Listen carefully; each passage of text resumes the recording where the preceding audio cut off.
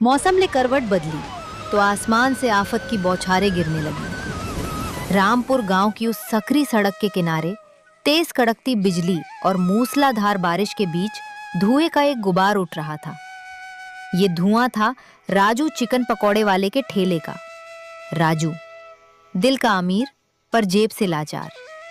खौलते तेल में पकौड़े छानते हुए उसकी नजरें बस आसमान पर टिकी थी। अरे ओ काले बादलों, बरसना है तो रात को बरस लेना भाई। अभी क्यों गरीब के पेट पर लात मार रहे हो? अगर आज कोई ग्राहक नहीं आया तो घर की टपकती छत कैसे ठीक होगी? राशन का डिब्बा भी खाली पड़ा है। कमला राह देख रही होगी। हे भगवान, लाज रख लेना आज। तभी उस घनघोर बारिश में ठिठुरता हुआ, फटे पुराने कपड़ों में लिपटा एक बूढ़ा भिखारी थैले की छांव के नीचे आकर दुबक जाता है। भूख और ठंड से उसके होंठ कांप रहे थे। अरे बाबा, इतनी ठंड में बाहर क्या कर रहे हो? पूरे भीग गए हो। रुको, तुम्हारे पेट में चूहे कूद रहे होंगे। राजू बिना सोचे समझे गर्मा गर्म कुरकुरे चिकन पकौड़े एक दोने में निकालता है और उस बूढ़े भिखारी की तरफ बढ़ा देता है।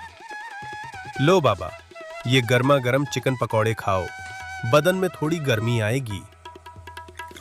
भिखारी अभी पकौड़े खा ही रहा था कि वहां से गांव का एक घमंडी और आलसी जमींदार का बेटा विक्रम उधर से गुजरा।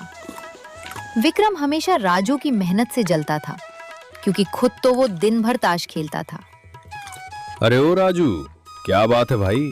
पहला ग्राहक बड़ा वीआईपी ढूंढा है। इस कड़कड़ाती बारिश में ठेला लगाए बैठे हो। अक्ल घास चरने गई है क्या? तुम्हारे ये घटिया चिकन पकौड़े इंसान तो क्या, ये भिखारी ही खा सकते हैं। विक्रम भाई, अपनी जुबान को थोड़ा लगाम दो। मेरे पकौड़े कोई भिखारी खाए या राजा, मुझे फर्क नहीं पड़ता।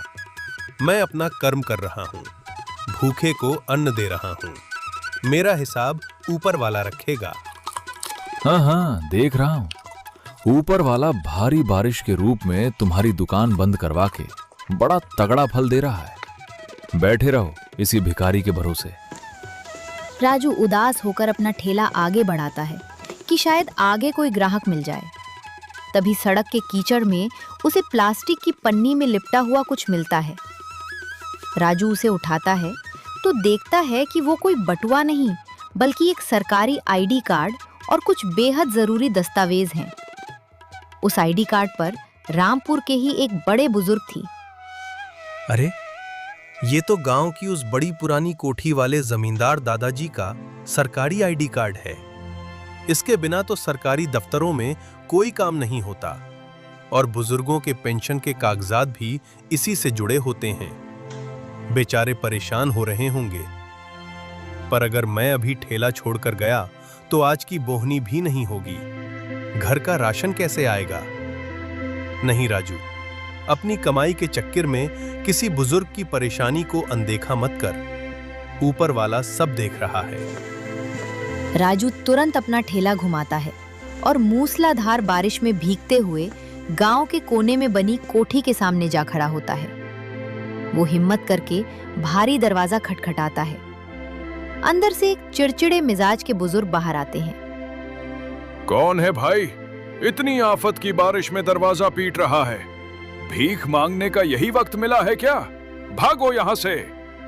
नहीं बाबा, मैं भीख मांगने नहीं आया।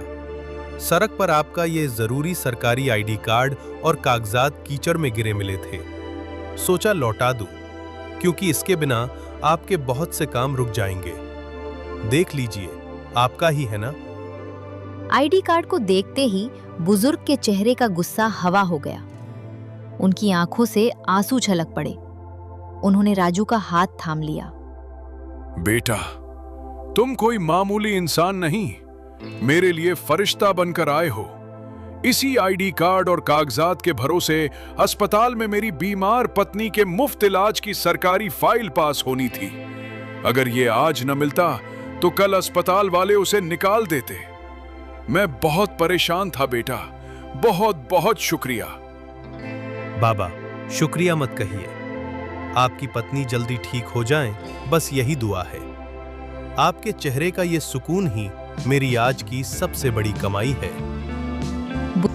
बुजुर्ग से विदा लेकर राजू अपना ठेला लेकर उस चौराहे पर आ जाता है जहां से शहर जाने वाली गाड़ियां गुजरती थीं।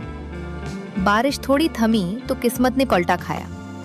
दो राहगीर राजू के ठेले की तरफ बढ़े। अरे राजू, देख तो जरा, राजू के ठेले पर कैसे कुरकुरे चिकन पकौड़े छन रहे हैं। इस कड़कड़ाती ठंड में मन तरस गया कुछ ऐसा खाने को। हाँ भाई राजू, जरा हमारे लिए भी एक प्लेट बढ़िया मसालेदार चिकन पकौड़ा लगा दो। तीखी वाली हरी चटनी भी डालना। हाँ हाँ चाची, अभी लो, एकदम ताजा माल है, खाकर आत्मा तृप्त हो जाएगी तुम्हारी। धन्नो और राजू अभी पकौड़े खाने ही वाली थीं कि तभी वहां घात लगाए बैठा जलने भुनने वाला विक्रम सामने आ गया। राजू की दुकान चलते देख उसका खून उबल रहा था। राजू का ध्यान भटकाने के लिए उसने एक पकौड़ा उठाया, उसे मुंह में डाला और अचानक पेट पकड़कर जोर जोर से उल्टी करने का घिनौना नाटक करने लगा। छी छी, अरे चाची मत खाना, रुक जाओ, इस पकौड़े में से तो गंदी बदबू आ रही है। मेरा तो दम घुट रहा है, लगता है चिकन सड़ चुका है। राजू, तू लोगों को जहर खिलाएगा क्या? अरे क्या हुआ विक्रम बेटा, सचमुच उल्टी हो रही है क्या? पकौड़ा सड़ा हुआ है? हाँ चाची, देखो मेरी हालत, मुंह में डालते ही ऐसा लगा जैसे महीनों पुराना सड़ा हुआ मांस है। इस लालची राजू ने पैसे बचाने के चक्कर में मरा हुआ चिकन इस्तेमाल किया है। मत खाना चाची, बीमार पड़ जाओगी। छी रे राजू, धिक्कार है तुझ पर। चंद पैसों के लिए तू हमें सड़ा हुआ मांस खिलाकर बीमार करना चाहता है। हम तो तुझे बड़ा ईमानदार समझते थे। अरे नहीं चाची, मेरी बात तो सुनो, मेरा चिकन एकदम ताजा है। ये विक्रम झूठ बोल रहा है, ये सिर्फ नाटक कर रहा है। अब चुप करो ए लालची, मेरी तबीयत इतनी खराब हो गई और तू उसे नाटक कह रहा है। अच्छा हुआ चाची मैंने खाकर देख लिया, वरना आज तो तुम दोनों सीधे अस्पताल पहुंच जाती। दोनों औरतें गुस्से में राजू को कोसती और थू-थू करती हुई वहां से चली जाती हैं। राजू की मेहनत की कमाई और इज्जत दोनों कीचड़ में मिल चुकी थी। विक्रम, तू इतना गिर सकता है मैंने सोचा नहीं था। अपनी झूठी उल्टी का नाटक करके तूने आज एक गरीब की रोजी रोटी पर लात मारी है। पर याद रखना, ऊपर वाले की लाठी में आवाज नहीं होती, हिसाब सबका होगा। जा जा, बड़ा आया ऊपर वाले का ठेकेदार। एक्टिंग देखी मेरी?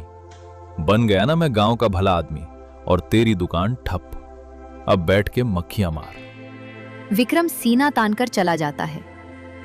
राजू अकेले में सर पकड़कर रोने लगता है, पर उसे नहीं पता था कि उसकी इस बेबसी और सच्चाई को कोहरे के पार खड़ी एक शानदार कार से कोई बड़े ध्यान से देख रहा था। एक्सक्यूज मी भाई, अरे सुनो, यहाँ से हाईवे का रास्ता किधर जाता है? हमारा जीपीएस नेटवर्क काम नहीं कर रहा है, टोटल कंफ्यूजन है। बाबूजी, यहाँ से हाईवे बहुत दूर है। आगे का रास्ता भी इस बारिश में टूट गया है। कम से कम 50 कोस तक आगे कोई होटल या दुकान नहीं मिलेगी। ओह नो, रास्ता ब्लॉक है। और मुझे तो बड़ी जोर की भूख लगी है यार, सुबह से कुछ ढंग का फूड नहीं मिला। अरे देखो, यहां तो कुछ गरम गरम फ्राई हो रहा है। ठंडी हवा में राजू के चिकन पकौड़ों की सोंधी खुशबू उन बाबुओं के नाक तक पहुंची। परदेसी बाबू एक ने थोड़ा झिझकते हुए ठेले को ऊपर से नीचे देखा। व्हाट? तुम ये सड़क किनारे इस छोटे से ठेले का खाना खाओगे? पता नहीं कैसा ऑयल है, बारिश में कितनी गंदगी होती है, बीमार पड़ जाओगे भाई। बाबूजी, भले ही मेरा ठेला छोटा है, पर मेरी नीयत साफ है। मैं अपने खाने में मिलावट नहीं करता। घर के पीसे मसाले और एकदम शुद्ध तेल इस्तेमाल करता हूँ। आप एक बार चक्कर तो देखिए। यार मुझे हाइजीन की फिक्र नहीं है, मुझे बस खाना चाहिए। भाई जरा हमारे लिए एक प्लेट कड़क वाले चिकन पकौड़े लगाओ तो। राजू तुरंत कढ़ाई में ताजा चिकन पकौड़े डालता है। कुछ ही मिनटों में कुरकुरे गर्मा गर्म पकौड़े हरी चटनी और प्याज के साथ पत्तल पर सजाकर बाबुओं को दे देता है। दोनों बाबू पहला बाइट मुंह में लेते हैं और उनकी आंखें फटी की फटी रह जाती हैं। Oh my God, this is amazing! यार, ये तो दिल्ली मुंबई के बड़े बड़े 5 स्टार होटलों से भी कहीं ज्यादा क्रिस्पी और टेस्टी है। अरे सुनो रॉकी, हमें जिसकी तलाश थी वो मिल गया। हाँ भाई, सुनो राजू, मेरा नाम रॉकी है और मैं शहर के इंटरनेशनल फूड फेस्टिवल का ऑर्गेनाइजर हूँ। अगले हफ्ते शहर में बहुत बड़ा कुकिंग कंपटीशन है जहां जीतने वाले को 10 लाख रुपए का इनाम मिलेगा। और सुनो, तुम्हें वहां इस इलाके के सबसे मशहूर और घमंडी माखन के ढाबे से कंपटीशन करना है। क्या माखन का ढाबा? अरे बाबूजी, माखन तो बहुत बड़ा आदमी है। उसका ढाबा पूरे जिले में मशहूर है। बड़े बड़े शेफ काम करते हैं वहां। मैं छोटा सा गांव का ठेले वाला भला उस घमंडी माखन से कैसे कंपटीशन करूंगा? मेरे पास तो शहर जाने के पैसे भी नहीं हैं। पैसे की चिंता तुम मत करो राजू, तुम्हारी एंट्री फीस और शहर आने जाने का पूरा खर्च हम उठाएंगे। वो माखन अपने पैसों के घमंड में सबको छोटा समझता है, लेकिन तुम्हारे हाथ के इस स्वाद में वो दम है जो उसके बड़े ढाबे का घमंड चूर चूर कर सकता है। बस तुम अपनी ये कला लेकर वहां आ जाओ। कल सुबह हमारी गाड़ी तुम्हें लेने आएगी, तैयार रहना। परदेसी बाबू राजू को कुछ एक्स्ट्रा पैसे देते हैं और मुस्कुराते हुए गाड़ी में चले जाते हैं। राजू की आंखों में अब बेबसी के नहीं बल्कि घमंडी माखन के ढाबे को टक्कर देने की उम्मीद के आंसू थे। अगले दिन सुबह होते ही कुछ ही घंटों में राजू शहर के उस आलीशान इंटरनेशनल फूड फेस्टिवल के पंडाल में खड़ा था। चारों तरफ जगमगाती लाइटें और बड़े बड़े शेफ थे। वहीं दूसरे काउंटर पर माखन ढाबे का मालिक घमंडी माखन अपने महंगे एप्रन और नौकरों के साथ सीना ताने खड़ा था। राजू को देखते ही माखन ने उसका मजाक उड़ाना शुरू कर दिया। अरे देखो भैया, इस बड़े कंपटीशन में अब गांव के सड़क छाप ठेले वाले भी मेरा मुकाबला करेंगे। ओए राजू, ये इंटरनेशनल फूड फेस्टिवल है, तेरा कीचड़ वाला चौराहा नहीं। मेरे ढाबे के आगे बड़े बड़े घुटने टेकते हैं, तू ये गंदे पकौड़े लेकर कहां आ गया? अपनी बेइज्जती करानी है क्या? माखन जी, ढाबा आपका बड़ा हो सकता है, पर स्वाद पैसों से नहीं, साफ नीयत और दिल से आता है। मुकाबला बर्तनों की चमक में नहीं, कड़ाही के हुनर में होगा। बाकी फैसला तो Unlock the power of ETF investing with Angel One. Open free Demat account now. Investments in securities market are subject to market risks. Read all the related documents carefully before investing. मुकाबला बर्तनों की चमक में नहीं, कड़ाही के हुनर में होगा। बाकी फैसला तो जज साहब करेंगे। तभी कंपटीशन का सायरन बजता है। माखन ने अपने आधुनिक अवन और महंगे मसालों से चिकन डिश तैयार की। वहीं दूसरी तरफ राजू ने अपने कांपते हाथों को संभाला और अपनी मां की सिखाई देसी रेसिपी से कड़ाही में चिकन पकौड़े तलने शुरू किए। जैसे ही खौलते तेल में मसालेदार पकौड़े छने, पूरे पंडाल में ऐसी सोंधी खुशबू फैली कि माखन के महंगे पकवानों की खुशबू हवा हो गई। हेड जज और दोनों परदेसी बाबू राजू के काउंटर पर आते हैं और पकौड़े का पहला क्रिस्पी बाइट मुंह में रखते हैं। Oh my god, absolutely mind blowing. माखन की डिश में सिर्फ दिखावा था, लेकिन इस राजू के चिकन पकौड़े में असली हिंदुस्तान का स्वाद है। ये क्रिस्पीनेस, मसालों का देसी तड़का और ये हरी चटनी, वंडरफुल। माखन का बड़ा ढाबा भी इस स्वाद के आगे फेल है। तालियों की गड़गड़ाहट से पूरा हॉल गूंज उठता है। माखन का चेहरा शर्म से लाल हो जाता है और उसका घमंड चूर चूर हो जाता है। स्टेज पर घोषणा होती है, विजेता राजू चिकन पकौड़े वाला। राजू को 10 लाख रुपए का चेक मिलता है। राजू की किस्मत बदल चुकी थी। कुछ महीने बीत गए, बारिश का मौसम खत्म हो चुका था। गांव के चौराहे पर अब राजू का एक बड़ा और आलीशान रेस्टोरेंट खुल चुका था। एक दिन राजू अपनी दुकान पर बैठा ग्राहकों को संभाल रहा था, तभी दरवाजे पर फटे पुराने कपड़ों में भूख से बेहाल एक आदमी आकर खड़ा हो गया। राजू ने ध्यान से देखा, वो कोई और नहीं बल्कि वही विलेन विक्रम था। राजू भाई, मुझे माफ कर दो। मैंने तुम्हारी दुकान बंद कराने के लिए झूठी उल्टी का नाटक किया था। भगवान ने मुझे मेरे कर्मों की सजा दे दी। उस आफत की बारिश और तूफान में मेरा सब कुछ तबाह हो गया। आज मैं दाने दाने को मोहताज हूं। मुझे माफ कर दो।